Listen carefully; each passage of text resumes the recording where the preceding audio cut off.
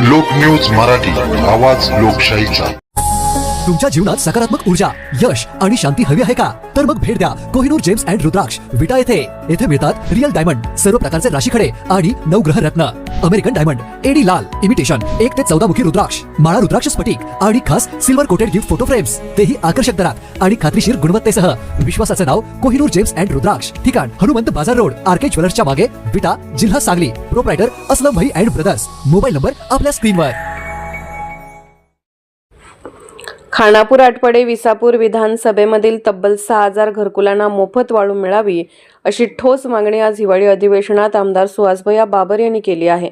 नागपूर अधिवेशनात औचित्याच्या मुद्द्यावर बोलताना आमदार बाबर म्हणाले, शासनाने घरकुलासाठी 5 ब्रास मोफत वाळू देण्याचे धोरण जाहीर केले असले तरी खानापूर तालुक्यात एकही वाळू डेपो नाही, तर आटपाडीतील डेपोला स्थानिकांचा मोठा विरोध आहे। अशा परिस्थितीत वाळू अभावी घरकुलाची कामे अडकण्याचा धोका आहे। महसूल मंत्र्यांनी अन्य भागातून वाळू उपलब्ध करून द्यावी किंवा कृत्रिम वाळू तयार करणाऱ्या युनिट्सना सवलती देऊन घरकुलांना मोफत वाळू देण्याचे आदेश द्यावेत, अशी मागणीही त्यांनी सभागृहात केली। घरकुलाची कामे वेळेत पूर्ण व्हावीत यासाठी योग्य ती कार्यवाही करावी, अशी ठाम मागणी आमदार बाबर यांनी सरकारकडे केली आहे। आटपाडी विसापूर विधानसभा मतदारसंघामध्ये आपल्या शासनाच्या वतीने जवळपास 6000 पेक्षा जास्ती घरकुलांना मान्यता मिळालेली आहे आणि या घरकुलांचं काम सुरू आहे।